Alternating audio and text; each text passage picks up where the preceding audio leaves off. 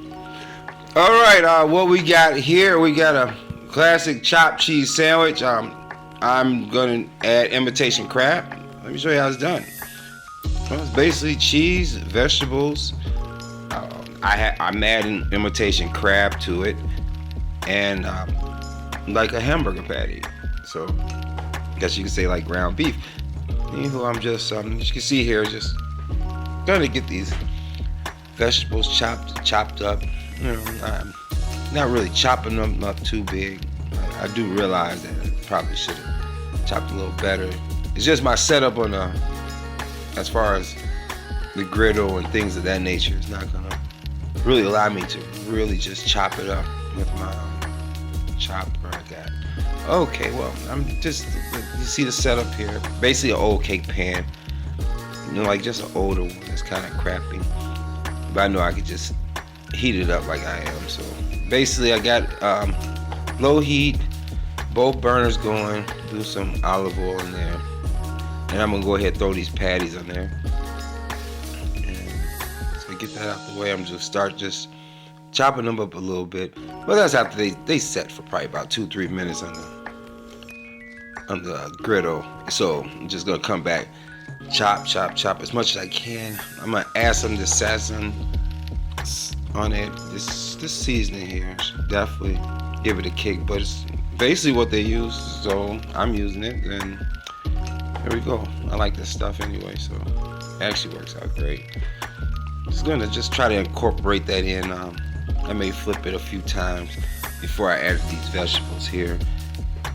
Just gonna kind of just spread them around a little bit, cook up a little bit, a little splash of Worcestershire sauce, and I'm just gonna continue just to try to blend this whole thing up.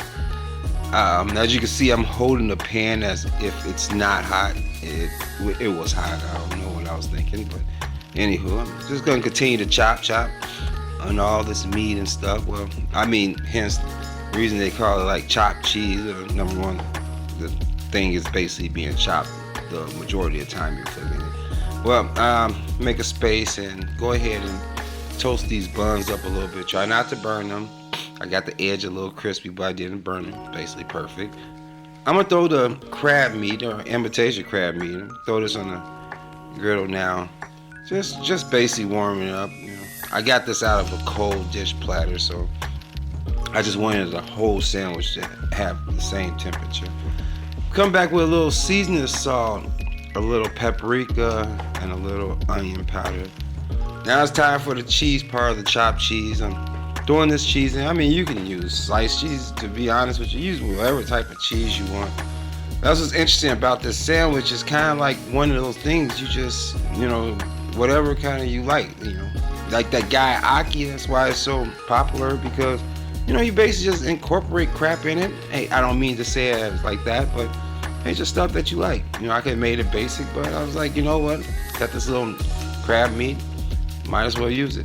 So I'm just gonna put a little bit more cheese on here, and then I'm gonna come back with my buns, and that's basically what I'm gonna try to do, is attempt to get it that way. But basically, you do that, you flip it over with a spatula, plate it. There you go, chopped cheese sandwich.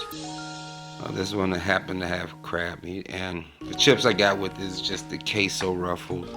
Thought it'd be a good compliment, but anywho. Enough talking. Let's get to eating. So here we go. Okay, yeah, I like the flavor of it. I mean, you can taste the vegetables. It doesn't seem like it was ever a hamburger. I mean, it's really good. Believe it or not, the crab does give a different type of kick to it. I give it 2 thumbs up.